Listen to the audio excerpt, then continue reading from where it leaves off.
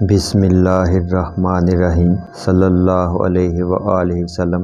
تمام اہل اسلام کو السلام علیکم۔ ابو جہل کے بارے میں کہا گیا ہے کہ وہ رات کو چھپ کر حضرت محمد صلی اللہ علیہ وآلہ وسلم کی قرأت سننے آیا۔ اسی طرح ابو سفیان ابن صخر اور اخنس بن شریک بھی، لیکن ایک دوسرے کی خبر نہ تھی۔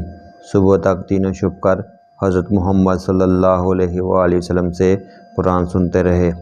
دن کا اجالا ہونے لگا تو واپسی میں ایک سنگم پر تینوں کی ملاقات ہو گئی۔ ہر ایک نے ایک دوسرے سے کہا کہ تم کیسے آئے تھے؟ جب بات کھلی تو اب سب نے آپس میں یہ معاہدہ کیا کہ ہم کو قرآن سننے کے لیے نہیں آنا چاہیے، کہیں ایسا نہ ہو کہ ہمیں دیکھ کر قریش کے نوجوان بھی آنے لگیں اور آزمائش میں پڑ جائیں۔ جب دوسری رات آئی تو ہر ایک نے یہی گمان کیا کہ وہ دونوں نہیں آئے ہوں گے، چلو قرآن سن لیں۔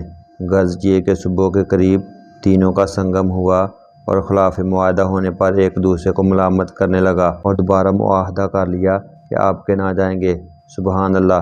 قرآن اور وہ بھی رسول اللہ صلی اللہ علیہ وآلہ وسلم کی زبان مبارک سے، بھلا ان کو کب سونے دیتا تھا۔ اور جب تیسری رات آئی تو پھر تینوں حضرت محمد صلی اللہ علیہ وآلہ وسلم کی مجلس میں گئے۔ پھر صبح کے وقت معاہدہ کر لیا کہ آئندہ سے تو ہرگز نہیں آئیں گے۔ اب اخنس بن شریک ابو سفیان بن حرب کے پاس آیا اور کہنے لگا، اے ابو حنظلہ، تمہاری کیا رائے ہے؟ تم نے محمد صلی اللہ علیہ وآلہ وسلم سے جو قرآن سنا اس کے بارے میں کیا کہتے ہو؟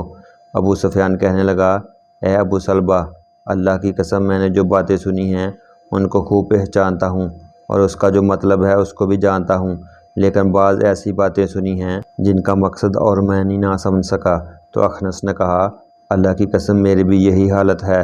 پھر اخنس وہاں سے چل کر ابو جہل کے پاس آیا اور کہنے لگا، اے ابو الحکم، محمد صلی اللہ علیہ وآلہ وسلم سے جو کچھ سنا تمہاری اس بارے میں کیا رائے ہے اور تم نے کیا سنا ہے؟ تو ابو جہل نے کہا، ہم اور بنو عبد مناف مقام شرف حاصل کرنے کے لیے ہمیشہ دست و گریباں رہے۔ انہوں نے دعوتیں کی تو ہم نے بھی کی، انہوں نے خیر و سخاوت کی تو ہم نے بھی کی، حتیٰ کہ ہم تو پاؤں جوڑے بیٹھے رہے اور وہ کہنے لگے کہ ہمارے پاس اللہ کا ایک پیغمبر ہے، اس پر آسمان سے وحی اترتی ہے، تو اب ہم یہ بات کہاں سے لائیں؟ اللہ کی قسم ہم اس پر ایمان نہ لائیں گے اور اس کی پیغمبری کی تصدیق نہیں کریں گے۔ اخنس یہ سن کر چلا گیا، افسوس کہ حق کو حق سمجھ کر بھی ایمان نہ لائے اور یوں ہی جھوٹی چدراہٹ کے تحفظ میں جہنم کا سودا کر بیٹھے۔ حوالہ تفسیر ابن کثیر۔